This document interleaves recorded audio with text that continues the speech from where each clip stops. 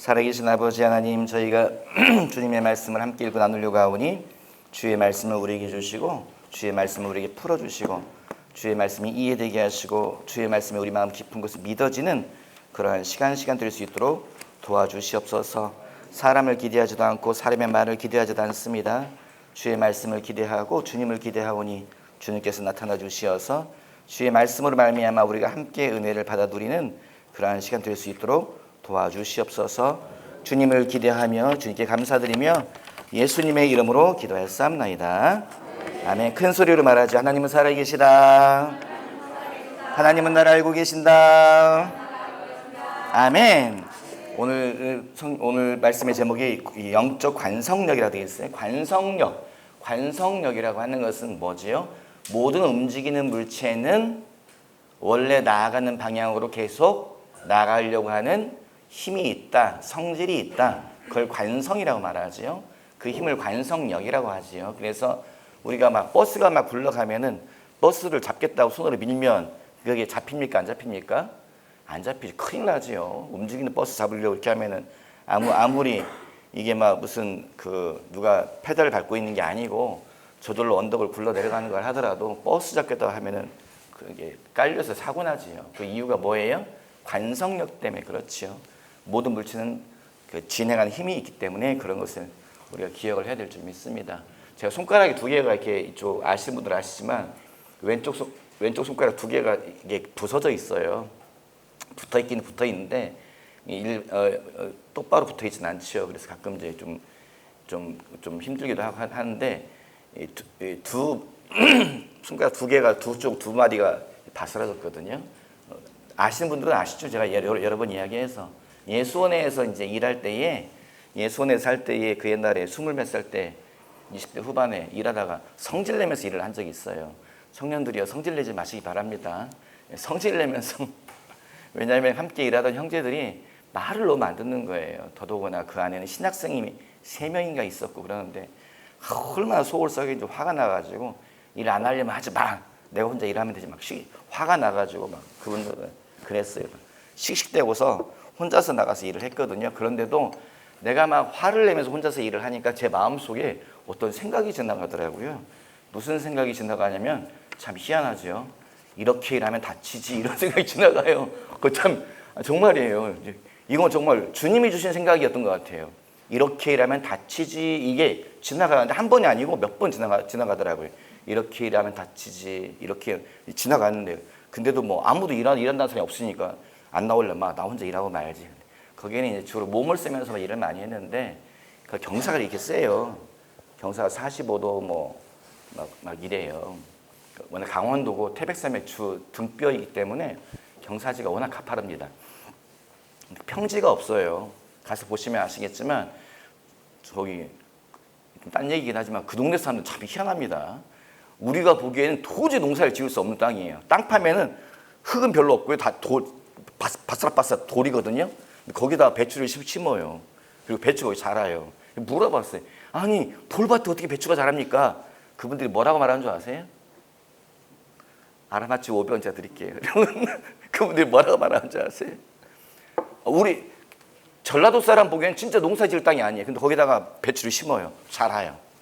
아니 돌밭에서 어떻게 배추가 자라요? 뭐라고 대답하게요? 돌에서 영양분이 나와요. 저 농담이겠지만 그분들은 물어보면 100이면 100 다 그렇게 말해요. 돌에서 영양분이 나와요. 그렇게 말을 해요. 그렇게 말씀하세요. 그렇게 이제 쓸모있는 땅이 별로 없어요. 그리고 그 산 넘어가면 대평리라고 있어요. 대평리란 말 뜻이 뭘까요? 엄청나게 넓은 들이란 뜻이에요. 대평리 가면 땅이 얼마나 넓을 것 같아요, 여러분? 여기서 조만큼이에요. 여기서 폭이 좁은데 그 지역에서는 넓은 땅이어가지고 대평리라고 하더라고요. 그렇게 이제 안 좋은 것이죠. 거기에서 그런 비탈지에서 이제 제가 일을 하는 거 무슨 일을 하는데 돌 축대를 쌓을 일이 있는데 축대를 쌓는데요. 돌 어깨에 짊어지고 와서 성질 나니까 탁 내려놨어요. 성질 부리면서 일하면 안 되는데 탁 내려놨더니 돌이 내리면 탁 엎어져야 되잖아요. 근데 탁 엎어지려다가 핑그르르 이게 일어서더라고요. 이거 왜 일어서지? 했더니 한 바퀴 삥 돌더니 얘가 이 비탈로 굴러가는 거예요. 굴러가려면 굴러가라. 뭐 비탈이 나무가 서 있으니까 내려가면서 나무 박살을 내든 뭐 어쩌든 뭐 굴러가라 하고 있는 갑자기 이렇게 보니까 저 아래로 웬 자매가 걸어가는 거예요. 나무가 박살나는 건 괜찮은데 자매가 박살나면 안 됐잖아요. 그래가지고 자매 내려가면 안 돼, 거기 가면 안 돼요 막 하는데 아무리 불러도 이게 막 소통이 안 되니까 돌은 이게 굴러가는 게 보이지. 그래서 막 뛰어가지고요 돌이 이게 덩덩덩 뛰는데 손으로 탁 잡았어요 제가. 여러분 진짜 그런 사람입니다 여러분. 온몸을 던져서 돌을 잡는 사람. 근데 이게 잡힙니까? 굴러오는 힘이 있으니까요. 딱 되는 순간에 돌이 확 손을 밀더니 팍 떨어지더라고요. 그래서 돌 위에 떨어지면서 빠가닥 소리가 나더라고요. 빠가닥. 그러면서 이제 와 정말 그 순간에요. 통증은 통증이지만 마음속에 여러분 그거 아세요? 평안이 오더라. 평안이. 왜 평안이 오는가 하면은 일어날 일이 일어났구나. 정말로요. 이렇게 혈기 부리면서 일하면 다치지 그랬는데 다치는 순간에 일어날 일이 일어났구나 그 생각이 지나가면서 마음이 평안하더라고요. 피가 뭐 얼마나 흘렀는지요. 피를 멈추게 하고 손을 들었더니 피가 이렇게 흘러내려가지고 여기까지 막 쭉 내리고 촌동처럼 피가 엉겨 붙어 있더라고요. 그래가 그때 이제 황급히 태백 시내 가가지고 이렇게 꿰매기만 했습니다. 그래서 뼈가 잘 붙지 않아가지고 지금도 이쪽 두 번째 마디는 진액이 흘러나와서 가끔 좀 문제가 생겨요. 그렇습니다. 제가 무슨 얘기 하려고 하죠, 여러분? 오늘 설교 제목이 뭐라고요? 관성력. 예, 제 손가락이 위에 바스러졌어요. 돌의 관성력에 의해서 돌이 떨어지는 힘에 의해서요. 제가 막을 수가 없더라고요. 막기는 막았지만 밀고 내려가가지고 손가락을 다섯드렸다는 거죠. 두 번째 질문 들어갑니다, 여러분. 제가 왜 혈기를 계속 냈던 거죠? 예? 오늘 제목이 뭐죠? 영적 관성력. 제가 왜 계속 혈기를 냈죠? 혈기의 관성력이죠. 왜요? 원래 대학 다닐 때 데모하느라고 맨날 화를 내고 하다 보니까 이 혈기 내는 습관이 있어가지고요. 누군가랑 만나면 이렇게 싸우려고 하는 거예요. 혈기의 관성력이죠. 여러분 영적인 것도 똑같습니다. 모든 것은요 관성력을 갖더라고요. 영적인 것도 관성력이 있는데 두 가지로 나누어져요. 첫 번째는 어떤 관성력이냐? 빛의 관성력이 있어요. 빛의 관성력이 뭐지요? 좋은 관성력이지요. 또 하나 빛의 관성력이 있으면 어떤 관성력이 있을까요? 어둠의 관성력이 있습니다. 어둠의 관성력이 뭐죠? 죄의 관성력이에요. 오늘 우리가 읽은 성경에 누구 이야기가 나와 있습니까? 우시야 왕에 관한 이야기 나와 있어요. 뭐라고 되어 있어요? 한번 읽어봐요 우리. 5절 한번 읽어봐요. 26장 5절 시작. 하나님의 묵시를 밝히 하는 스가랴가 그가 여호와를 찾을 동안에는 하나님이 형통하게 하셨더라. 여러분 이 짧은 5절의 말이 무슨 말을 하고 있어요? 그가 스가랴가 사는 날 동안에는 형통하였다. 그러면 스가랴가 죽은 다음에 어떻게 됐다는 거예요? 형통하지 않았다는 거죠.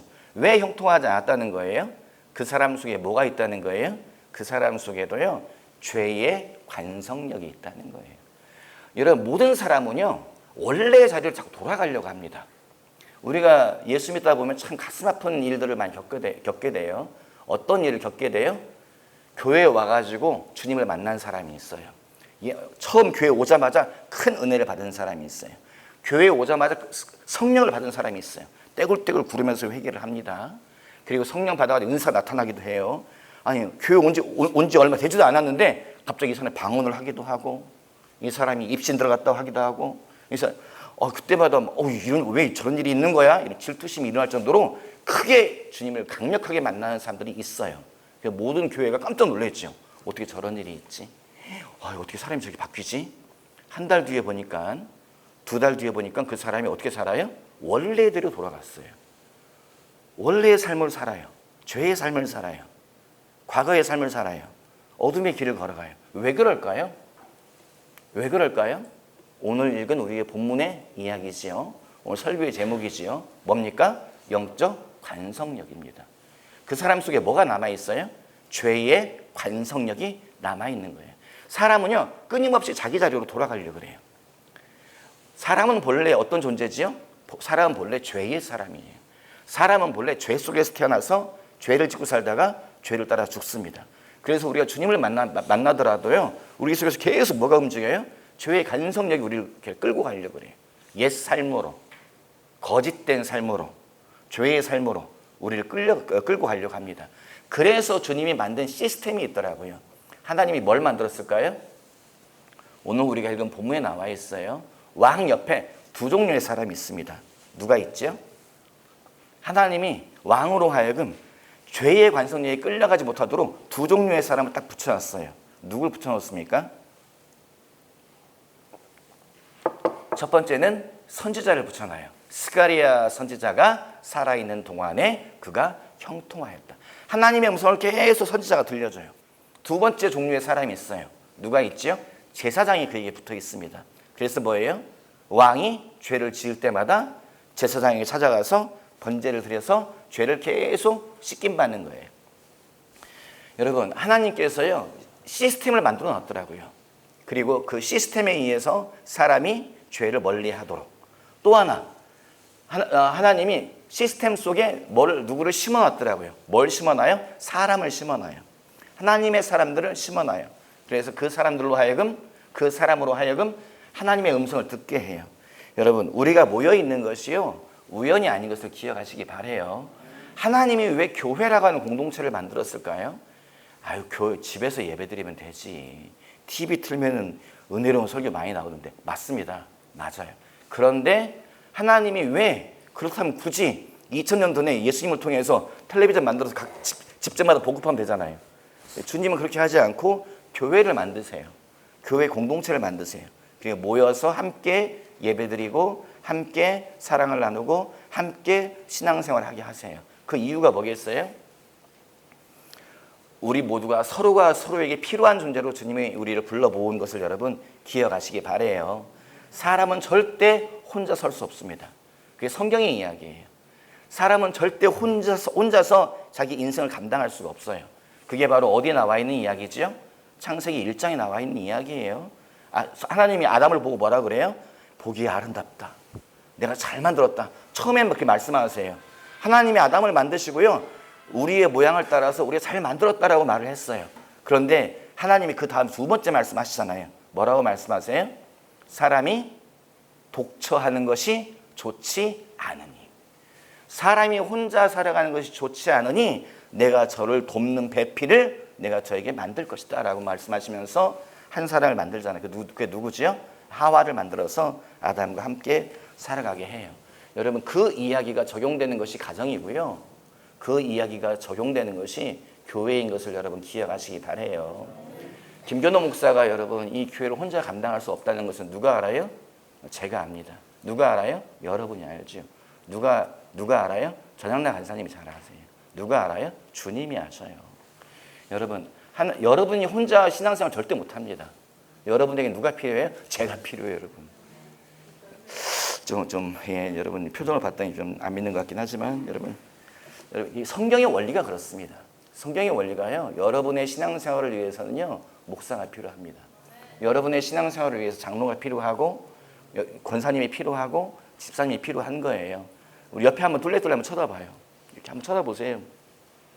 여러분 보시기에 누구예요? 일주일에 어쩌다 한번 얼굴 보는 사람이죠. 여러분 보시기에 이 누구예요? 없어도 될 것 같은 사람이죠. 여러분 절대 그렇지 않아요. 영적인 눈으로 보면 절대 그렇지 않습니다. 우리 모두는 하나님이 서로에게 필요한 존재여서 묶어놓은 존재들이고요. 우리가 떨어져 가지고 따로 혼자 있을 때는 우리는 완전하게 기능하지 못합니다. 이것은 이 땅에서도 적용되는 이야기고 영원한 나라 천국에 가서도 적용되는 이야기예요. 천국은 혼자 살아가는 곳이 아닙니다. 천국은 함께 살아가는 곳이에요. 이 땅에서부터 함께 살아가는 법을 배우고 이 땅에서부터 사랑하는 법을 배우고 그리고 영원한 나라에 가서 함께 살아가고 함께 사랑하는 것, 그것이 천국인 것을 여러분 기억하시기를 주님의 이름으로 당부드립니다. 아멘. 너무 이상한 게 하나 있더라고요. 뭐가 이상한가 하면 성경 말씀 한 군데가 되게 이상해요. 우리 한번 찾아봐요. 마태복음 3장 한번 찾아봐요. 마태복음 3장 7절에서부터 9절 한번 읽어봐요. 마태복음 3장 7절에서 9절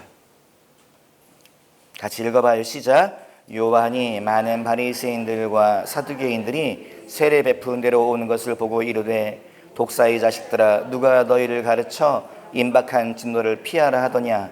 그러므로 회개에 합당한 열매를 맺고 속으로 아브라함이 우리 조상이라고 생각하지 말라. 내가 너희에게 이르노니 하나님이 능히 이 돌들로도 아브라함의 자손이 되게 하시리라. 여러분 여기 제가 질문할게요. 여러분 회개하면 끝 아닌가요? 교회에서 뭐라고 가르치죠? 목사님이 뭐라고 가르치죠? 회개하시오라고 가르치잖아요. 우리가 뭐라고 회개했어요 말하잖아요. 회개하면 끝이에요? 끝 아니에요? 끝이죠. 회개하면 끝이죠. 그런데 오늘 우리가 읽은 본문에 뭐라고 말하고 있어요? 회개에 합당한 열매를 맺으라 이렇게 말하고 있어요. 이건 무슨 의미지요? 기독교 이단 중에 한국에서 활동하고 있는 기독교 이단 중에 계속 문제를 일으킨 이단이 있죠. 모든 이단이 문제를 일으키지만 그 중에 하나가 이제 구원파라고 하는 집단이 너무 많은 이제 문제를 일으켰죠. 그 옛날에도 오대양 사건이라고 해서 아주 큰 사건이 80년대에 이제 있었고요. 그리고 얼마 전에도 이제 그 세월호 사건하고도 연관돼 있는 그 집단이 이제 그 구원파 이단이지요. 그런데 여러분 구원파의 교리가 뭔 줄 아세요? 한 번 회개하면 다시는 회개할 필요가 있다 없다? 없다. 너의 모든 죄가 다 씻김 받았다는 거예요. 여러분 이 말이 틀려요, 맞아요? 우리 교인들이 웅성웅성하니까 한 400명 모인 것 같아요. 예, 이 말이 맞다. 한 번 회개하면 내 과거의 모든 죄, 오늘의 모든 죄, 미래의 모든 죄가 다 용서받는다. 맞다. 속사 한번 들어보세요. 맞다. 손 내리시고. 틀리다. 틀리다. 예, 손 내리시고. 잘 모르겠다. 발 한번 들어보시고. 예, 문자적으로는 맞습니다. 문자적으로는 이 문장이 맞아요. 문자적으로는 우리가 한번 우리 모든 죄를 주님께 용서를 구하면 하나님이 우리의 모든 죄를 용서하시는 것은 문자적으로 맞아요. 두 번째가 틀려요. 여기에서 잘못된 결론으로 나가면 안 된다는 거죠. 구원파는 그래서 어떤 결론으로 나가려고 하냐면은 그러므로 네가 어떤 죄를 지어도 상관이 있다 없다? 상관이 없다. 이런 결론으로 자꾸 나가려고 해요. 그래서 구원파 자꾸 이상한 일을 하는 거예요. 그런데 성경은 뭐라고 말해요? 그러므로 너는 회개에 합당한 열매를 맺어야 한다. 이렇게 나가는 거예요. 회개에 합당한 열매라는 게 뭐죠, 여러분? 왜? 회개하면 끝이지. 다 용서받았다며. 근데 왜 회개에 합당한 열매를 맺어라? 이게 무슨 말이지? 여러분 이게 무슨 말일까요?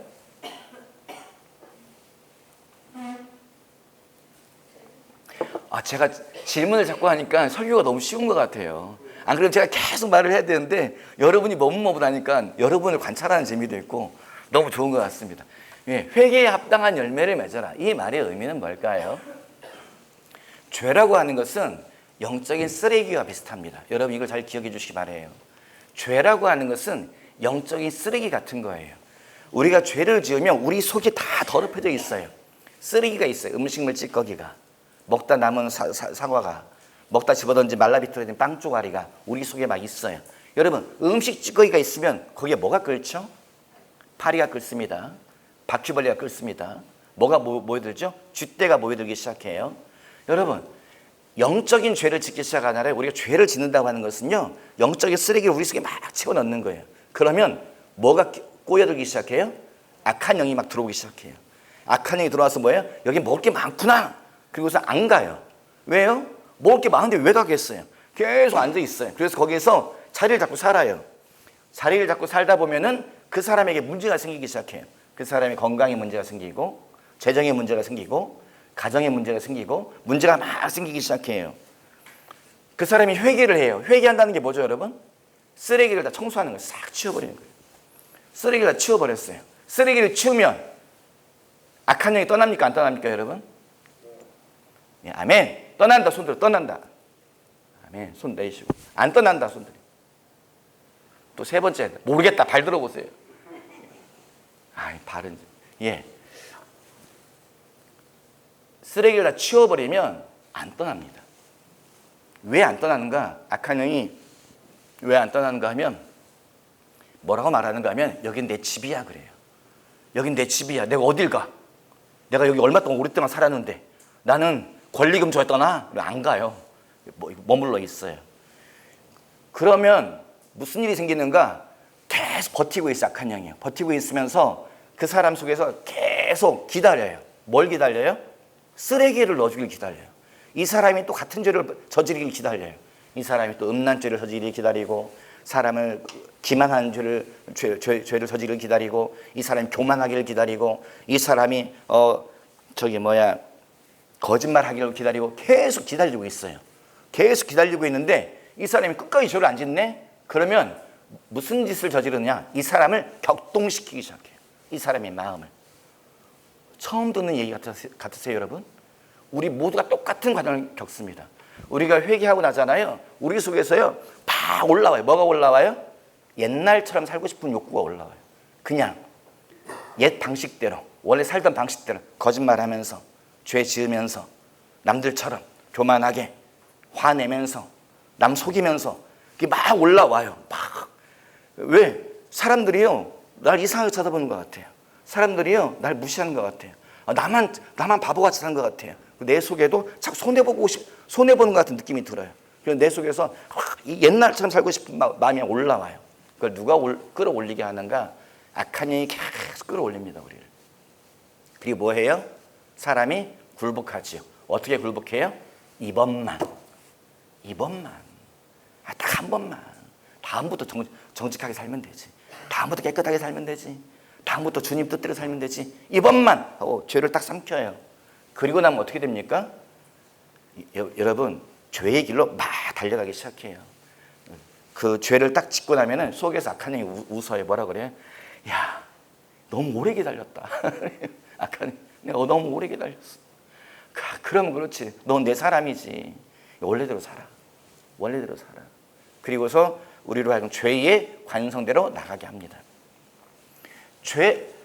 회개에 합당한 열매를 맺어라. 이 말의 의미가 뭐예요? 완전히 청소를 끝내라는 거예요. 쓰레기를 다 치워내라는 거예요. 그리고 뭐 하라는 거예요? 버티라는 거예요. 계속. 네 속에다가 쓰레기를 치워넣지 말고 계속 청소하고 그 정결 상태를 유지하라는 거예요. 유지하면 무슨 일이 생긴다는 거예요? 악한 영이 우리 속에서 기다리다가 떠나요. 야, 배고파서 못 살겠다. 가버려요. 그러면 영적 전쟁에서 승리하는 거예요. 내 안에서 일어나는 영적 전쟁에서 승리하는 거예요. 그러면 죄의 간성력이 비로소 끊어져요. 죄의 습관을 따라 살던 그 삶이 비로소 끊어져요. 그 다음에 우리가 반대로 갈 수 있는 힘이 생기기 시작해요. 어떤 쪽으로요? 빛의 관성력으로, 의의 관성력으로, 하나님께서 원하시는 방향으로 굴러갈 수 있는 힘이 생기기 시작해요. 여러분, 이것을 기억하시기 바랍니다. 우리는 죄의 관성력을 끊어내야 돼요. 죄의 관성력을 끊어내고 의의 관성력으로 움직여야 돼요. 그러기 위해서는 우리에게는 뭐가 필요하다고요? 두 개가 필요해요. 첫 번째는 시스템이 필요해요. 우리를 돕는 시스템. 우시야 왕에게는 두 사람이 있잖아요. 누가 있어요? 제사장과 선지자가 있습니다. 여러분, 우리는 계속 하나님의 말씀을 듣는 통로가 있어야 됩니다. 그렇지 않으면 우리는 계속 무너져요. 여러분, 자꾸 왜 교회에 나오라고 할까요? 왜 자꾸 기도의 자리에 나오라고 할까요? 하나님의 음성을 들어야 우리가 경각심을 가져요. 하나님의 음성을 들어야 우리가 죄가 굴러가는 힘을 자꾸 막을 수가 있는 힘이 생겨요. 그렇지 않으면 우리는 스스로 무너집니다. 또 하나, 제사장이 있잖아요. 우리는 죄를 지을 때마다 뭐 해야 돼요? 주님께 가서 계속 죄를 고백하고 씻김 받아야 돼요. 이게 우리 삶에 완전히 두 개가 함께 가야 됩니다. 그리고 또 한 가지가 뭐라고요? 그 역할을 감당해 준 사람들이 우리 옆에 있어야 돼요. 성경에 스가랴가 살아있는 동안에는 우시야 왕이 형통하였더라. 이 말의 의미가 뭐예요? 그의 말을 들었다라는 거예요. 스가랴의 말을 들었다라고 하는 거예요. 여러분, 우리는 항상 낮은 마음이 필요합니다. 하나님의 사람들의 말에 귀를 기울이려고 하는 마음이 필요해요. 하나님의 사람의 말에 귀를 기울이지 않으면 우리의 인생은 자꾸 가시덤불과 자갈밭과 진창길을 걸어갈 수밖에 없습니다. 하지만 내 옆에 나를 위해서 기도해 주는 사람, 내 옆에 나를 위해서 눈물을 흘리는 사람, 그 사람이 있으면 그 사람의 말에 귀를 기울이고 그 사람과 함께 걸어가시기를 주님의 이름으로 당부드립니다. 옆 사람에게 말하죠. 함께 걸어가세요. 반대쪽 보고 말하죠. 함께 걸어가세요. 아멘. 꼭 그렇게 함께 걸어가시길 주님의 이름으로 당부드립니다. 그럴 때에 우리 삶 가운데에 하나님께서 돕는 역사가 일어날 것이고 2024년 여러분 한 해 동안 인생 사시느라 수고하셨습니다. 2025년 새로운 해가 우리에게 열리잖아요. 주님 앞에서 좀 기대를 해보죠.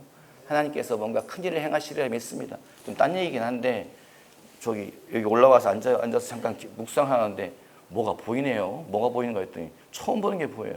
무슨 말 5마리가 이렇게 막 걸어오는 것이 보여요. 사람이 다 타고 있고. 제 생각에는 하나님이 보여주는 환상인데 제 생각에는 이거는 너희를 돕는 자들이 올 것이다 이런 의미로 해석이 되는 것 같아요. 너희가 지나간 시간 가운데에서는 홀로 걸어오는 인생이었다 할지라도 2025년도에는 내가 너희를 도우리라 이런 의미로 보여준다고 스스로 위로를 받으면서 해석을 했습니다. 2025년은 주님이 우리를 도우실 것입니다. 주님이 우리와 함께 할 것이고 또 하나님과 함께 전진할 때에 주님께서 우리에게 큰 승리를 주시리라 믿습니다. 그렇게 믿으며 함께 전진하는 한 해가 되시기를 주님의 이름으로 당부드립니다. 기도하죠. 살아계신 아버지 감사합니다. 주의 말씀을 읽고 나누게 하심에 감사드립니다. 주의 말씀만 우리의 심령 깊은 곳에 남겨지게 하시고 새겨지게 하시고 아버지 주의 말씀을 붙잡은 모든 자들에게 말씀의 역사가 말씀의 능력이 말씀이 앞서가는 경험을 하게 하여 주시옵소서. 감사하며 예수님의 이름으로 기도했습니다. 아멘.